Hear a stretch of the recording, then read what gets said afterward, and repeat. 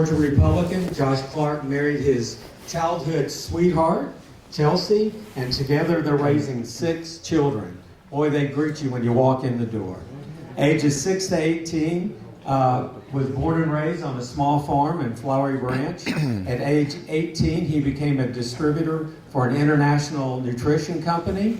He launched a successful real estate firm that's still thriving today. Over the 8 years, he has served in an executive position with Neo Life, and the company which he began working for at the age of 18. So if you would, welcome Josh. Come on up. Thank you. Thank you, Sammy. Well, good morning. It's great to be here together. I want to thank all of you for taking time to be here today. I know one thing about you all, there's many familiar faces here, but one thing I know is I'm surrounded by patriots. Folks that will take Saturday and get up early in the morning to come out and find out who are the candidates, who's running, who should I get behind, who should I vote for. Give yourself a round of applause, will you? Wow, I do feel a long ways from you guys. I see why everybody wants to get out there, but I'll follow the instructions, Sammy. All right, folks, it is great to be here, and I feel like I'm right back at home. This is where it all began for me. Thank you so much for your kind words, Sammy. The only thing that was wrong there is I grew up in Suwanee. I'm proud of that. I grew up in Gwinnett County, but I do live in Flowery Branch on a small farm now, there on the lake. But this is where it all began. So I'm so grateful to be back in Gwinnett County. I couldn't wait for this opportunity to be with all of you because I really felt like if I could have had it my way, I wanted to be here first. You know, where I know so many of you and where I will never forget 12 years ago coming before you and humbly asking for your support. But let me back up a little ways because there's some brand new folks in here that I haven't had the privilege of meeting. So I am running for the opportunity to work for you, to serve you. And so I'll give you just a little bit of background and then why we're running. But first, you know, this is about we the people. We rolled in this morning at 1 a.m. and we got the bus parked and all, and after another event. And this morning I woke up at 6. I didn't plan to wake up at that point, but that's often late for me anyway. But I grabbed the Constitution for some reason. I say some reason. I do read it a lot, but be honest, not every morning, okay? And but as I was just reading, I just was contemplating and thinking about those words that's on the back of my bus, we the people. And just thinking about and just asking God, Lord, help me remember and help each of us to remember it's not about these politicians, even though I got to tell you a little bit about myself, you know, as I apply for this job. It is about we the people. And the slogan on the bottom of my bus is more than words to me. It's in my heart that we are overcomers. And that was heavy on my heart as I was watching this country begin to unravel.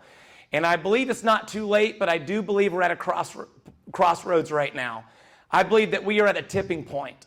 And as I watched what happened after COVID and this pandemic, how many of you got concerned about that? Before we lost the election, as you watched our freedoms being taken away from us, as you watched people being arrested, as you watched people, you know, that couldn't worship.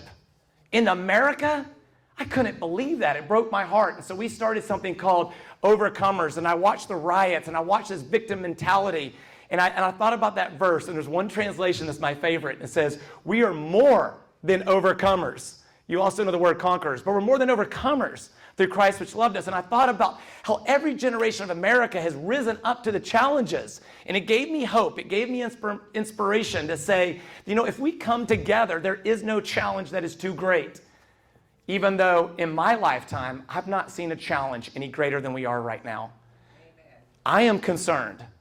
I look at my 6 children, and it worries me that we have a red tide coming, a red wave coming. I'm excited. You know what I'm concerned about? Is we've got to choose wisely, right? And so taking you back, I grew up in Suwanee, Georgia, as I said, the oldest of 10 children. My father was a pastor, my mother was a teacher, and she chose to homeschool us. Give her a hand. God bless her, right? But she used a curriculum where I got to learn about history. It was a Becca. A lot of Christian schools use it. I learned about our history and our founding fathers. And I was gripped with a sense of patriotism and understanding and appreciation for the foundation and how people have made huge sacrifices. And it wasn't about getting ahead. It wasn't about resumes. It wasn't about, power. It was about they put their life, their sacred honor, their fortunes, everything was on the line for this country. So when I got out of high school, my mother had taught me that life's not about you. I learned to serve early on because my mother lost her health. She had lost a kidney, a spleen, and adrenal. So as the oldest of 10, imagine what that looked like for me. So no, I'm not the celebrity in this race that can run the 40-yard dash in 4 seconds, okay? I didn't win a Heisman. I didn't even get to play sports. I had to serve, I had to get involved and help the family to overcome the challenges. But after I got out of high school, I rolled up my sleeves and people in this room taught me how to get involved, how to help get conservatives elected. I was looking for constitutional conservatives. I was looking for people who were godly men and women who understand the biblical principles that were sown in the fabric of this nation that allowed us to overcome with every generation. And so when this state was blue, I was with many of you in this room. I was working my tail off helping get conservatives elected. Both U.S. senators that were Democrat in the past, I volunteered for both of those. I could go on and on. We don't have time. But then at 30, someone challenged me. They said, Josh, why don't you rise up? We need another person down there at the Capitol that's conservative. And so halfway through, I said no, and then God changed my heart. And my wife and I said, we have to do this. So we took the oath of office and the pledge of poverty. It was a privilege to serve 2 terms. I've got a proven track record to run on. I served 2 terms and I walked away. I don't believe public service should be a lifetime career. It's a season, you do your duty, and then you move on, right? Well, thank you. I'm coming back because of what we started with. We the people, we've got a mess to deal with. And this year, we have got to get this right. There are great sounding people in this race. There's people I love, new people to the party. I love it. That's wonderful. But remember, Congress is 2 years, President is 4, U.S. Senate is 6. Can we afford to roll the dice? And I'm not going to say anything negative. I'm going to talk just the facts, and you decide. You vote for me or vote for them. But people are asking, well, Josh, why are you any different? Why should I support you? I'm a proven conservative. I've been in the trenches with you. I know how to build grassroots movements. I didn't vote Democrat in college like my friend, nice guy. I just don't know what's going to happen. Hero served our country, Latham. Voting Democrat, he switched to conservative as we all worked to build this party and switch the state. I'm grateful for that. I'm glad we could bring people over. But you know what, folks? We need somebody who has a track record. We've got a celebrity. I grew up idolizing him, to be honest with you. He wasn't God to me, but you know what? When you're a bulldog and this guy's running through plowed fields and all he does is push-ups and he's the fastest in the world, I looked up to that guy. And when I felt God called me to get in this race, I'm going to tell you something. I said, Lord, I don't want to run against my childhood hero. But here's the deal.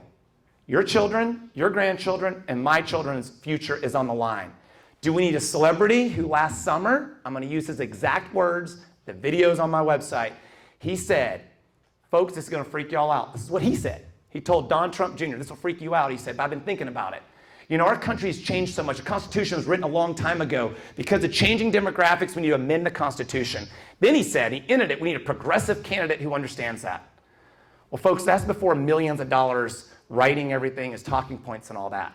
What you get with me, I'm just a we the people. I'm just a common guy, grew up in Suwanee, Georgia. I'm not a celebrity that you want to line up to get pictures with, but I'll fight for you. I will serve you. By God's grace, I will serve honorably. And I'm willing to stand. We need somebody who can stand alone if need be.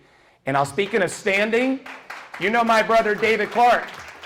David's willing to stand. And I'm going to say this. What happened last week is exactly why we need to make sure we vote right. Whether you're for school choice or not, you don't kill a bill simply because a mailer got your panties in a wad, right? Because you got your feelings hurt. Do you understand what I'm saying? We've got to stand up for the children, for the next generation. If he'd have said, you know what, those 600,000 children that are in failing schools, if he'd have said, I think there's a better way to address it, that's one thing. But we can't have people using power and about getting ahead or about their own feelings to get in the way of serving we the people. And so last thing I'd like to do is I'd like to honor my wife, who's in the back, our 6 children. We had a family conversation about this. We counted the costs and we said, here's what's involved. We got to put it all on the line. We got to be willing to lose everything. 4 brothers served in the military, so I am a fan of those. If you serve in the military, will you stand up so we can applaud you? 4 of my brothers on the front lines, and so I thank you. Applaud you.